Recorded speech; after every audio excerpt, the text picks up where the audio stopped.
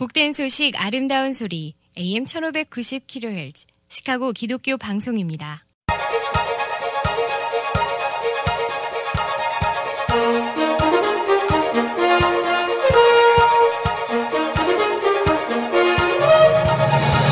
김정일 해설위원의 시사 해설. 세상을 넓게 봅니다. 삶의 지평이 넓어집니다.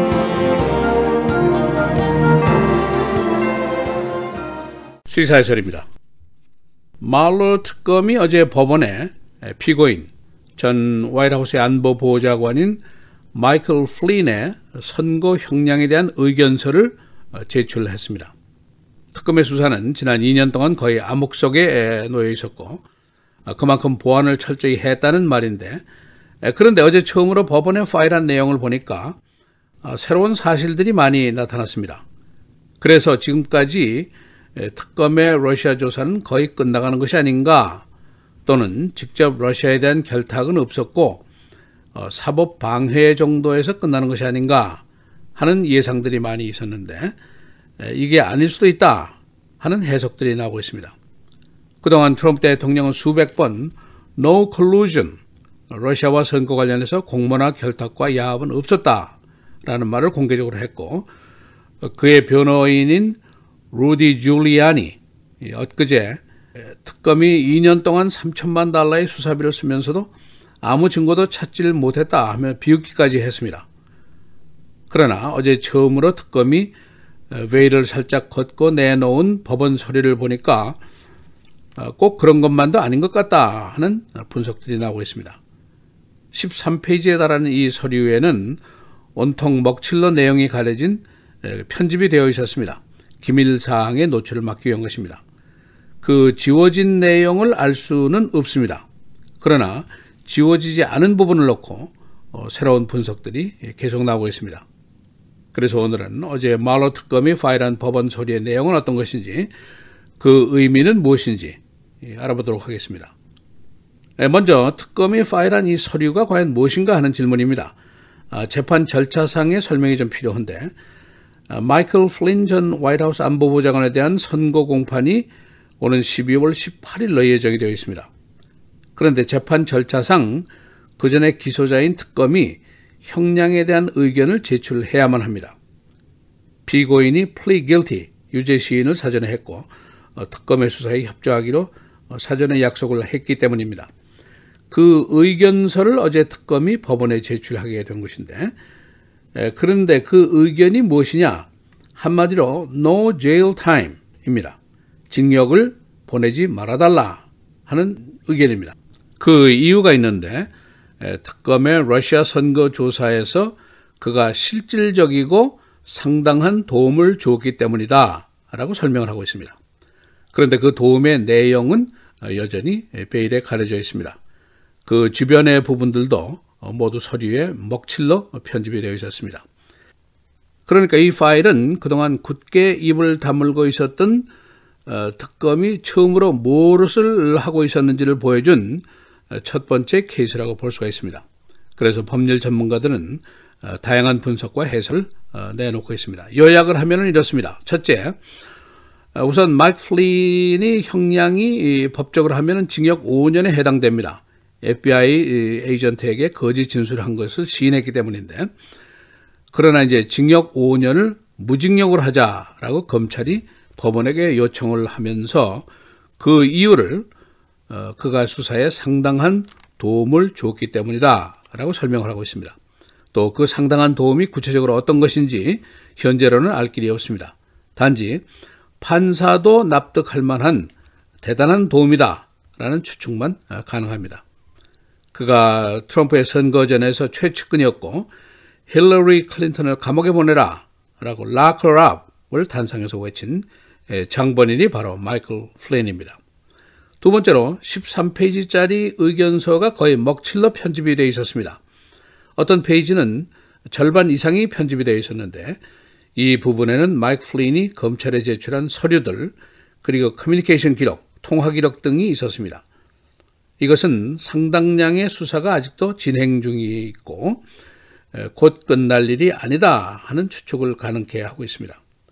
그리고 마이크 플린이 검찰에 도움을 준 정보가 한두 개가 아니다 하는 이야기도 됩니다. 특검과 법무부의 검찰이 마이크 플린을 19번이나 직접 신문을 한 것으로 나타나 있습니다. 세 번째로 19번이나 신문 조사를 했다는 의미가 무엇인가? 그런 질문인데 그의 제보 내용이 굉장히 많았다. 그리고 여기에 대한 조사의 시간이 굉장히 길었다라는 의미입니다.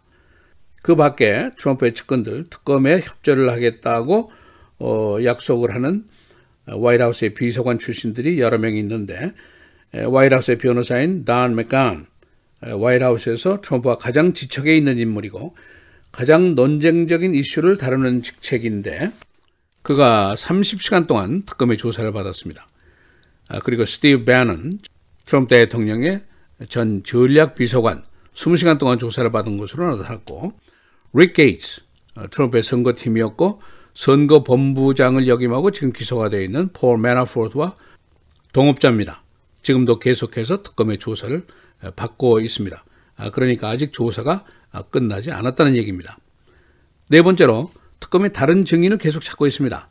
의견서 내용 중에 이런 부분이 있는데 피고인의 유죄 시인 그리고 협조 결정이 다른 증인들이 특검을 찾아와서 협조를 하게 하는데 영향을 줬다. 이런 부분이 있습니다.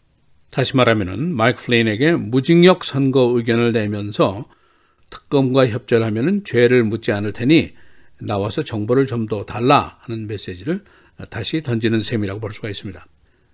이런 여러 분석으로 미뤄봐서 특검의 러시아 수사에 대한 전망들이 나오고 있는데 첫째는 특검의 수사가 곧 끝날 일이 아니라는 겁니다.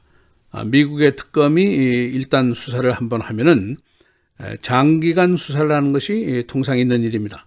로널드 레이건 시절에 이란 컨트라 사건의 특검은 8년인가 수사를 했던 적이 있습니다. 두 번째, 마이크 플린이 삼성 장군 출신이고 화이트하우스의 고위 보좌관이었지만 그러나 그가 선거전 당시 또는 그 후 정권 인수인계 당시에 안보 관련 행동은 그 윗선의 지시에 의해서 했을 가능성이 높다 하는 해석입니다. 이것은 트럼프 자신이라든가 트럼프의 아들 또는 사위 등이 그 지시에 위치해 있었던 가능성이 있습니다. 그래서 수사 목표가 윗선으로 이동할 수 있는 가능성도 있다 하는 예상도 나오고 있습니다. 한 언론은 지금 특검이 그동안 오랫동안 꽉 봉해해 놓았던 병의 뚜껑을 열기 시작했다라고 얘기를 하고 있습니다. 어제 마이크 플린에 대한 법원 서류가 등장을 했고 이번 금요일에는 그러니까 내일 모레죠. 폴 매나포트에 대한 의견서가 또 제출이 됩니다. 그는 특검과 유죄 시인을 하고 협조 약속을 했지만은 계속해서 더 거짓말을 했다는 비난을 받고 있습니다. 또 그 밖에 지난주에 의회 증언에서 허위 진술을 했다라고 자백한 트럼프의 개인 변호사 마이클 코헨이 있고 또 한 사람 묵비권 제5수정 헌법을 들고 나온 트럼프의 측근 로저 스톤도 있습니다. 그는 위키릭스의 폭로 사건을 사전에 교감했다는 의심을 받고 있습니다. 이들의 의중에 무엇이 들어있는지 아직 밝혀진 것이 없습니다. 그래서 수사는 아직은 long way to go, 더 계속이 될 것으로 예상이 되고 있습니다. 시사해설 김재일입니다.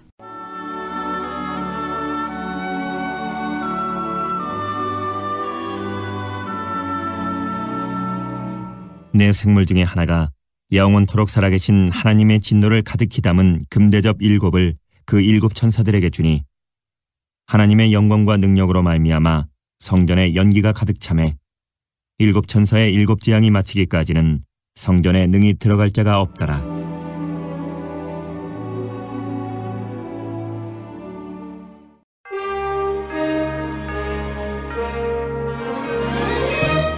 (12월 5일) 수요일 헤드라인 오늘의 주요 뉴스입니다.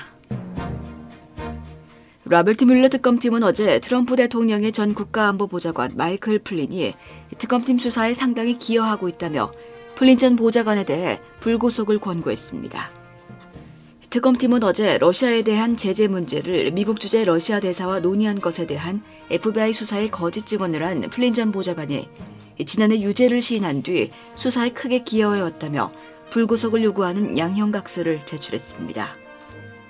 플린 전 보좌관은 오는 18일 선고 공판을 앞두고 있습니다. 그의 변호인들은 다음 주 플린에 대한 자신들의 형량 요구를 밝힐 예정입니다. 특검팀은 플린 전 보좌관이 군인으로서 국가에 기여한 점 등에 비춰볼 때 뮬러 특검팀에 기소된 다른 혐의자들과는 다르다고 말했습니다. 트럼프 대통령이 조지 H.W. 부시 대통령에 대한 추모 행보를 이어가고 있습니다. 추모를 계기로 한때 정치적 앙숙이었던 부시 가문과의 관계 개선에도 적극 나섰습니다. 트럼프 대통령은 국장으로 진행되는 장례식이 진행되는 동안 부시 가문이 백악관 블레어 하우스에 머물 수 있도록 배려했습니다. 국가애도일인 오늘 트럼프 대통령은 장례식에는 참석할 예정입니다. 앙겔라 메르켈 독일 총리가 포브스가 선정한 세계에서 가장 영향력 있는 여성 100인 순위에 8년 연속 1위에 올랐습니다. 포브스는 어제 리스트를 공개하면서 메르켈 총리가 비록 지난 11월 이딴 선거 패배로 당수직에서 물러나고 오는 2021년 총선에 출마하지 않겠다며 퇴진 의사를 밝혔지만 현재 실질적인 유럽의 리더라고 평가했습니다. 1위 메르켈 총리를 이어 2위 테리사 메이 영국 총리, 3위 크리스틴 라가르드 IMF 총재, 4위 메리베라 GM 회장 겸 CEO가 뒤를 이었습니다. 멕시코 국경 도시 티후아나에 머물며 미국 망명 신청을 기다리는 수십 명의 중미 출신 캐러밴이 미국 국경 장벽을 넘다가 붙잡혔습니다. 멕시코에서 하염없이 기다리며 좌절감에 빠진 적어도 25명 이상의 이주민들이 전날 밤 미국 국경 침범을 시도했고 대부분 국경 수비대에 체포됐습니다. 티후아나에 모인 이주민들은 대부분 스포츠 단지에 텐트를 치고 모여 있었지만 지난 1일 과포화 상태로 위생 문제와 질병 감염 위험이 커지면서 스포츠 단지가 폐쇄됐습니다. 수천 명의 이주민들이 새로운 보호시설로 옮겨가면서 또 다른 혼란이 빚어지고 있습니다. 별세한 시니어 부시 전 대통령이 1943년 글렌뷰 해군 비행장에서 훈련을 받았었다고 글렌뷰 히스토리 센터가 밝혔습니다. 그는 해군 전투기 조종사 이착륙 훈련을 받기 위해 당시 해군 기지였던 글렌뷰에서 3일간의 비행 훈련 과정을 이수하고 레이크 미시간에서도 훈련을 받았습니다.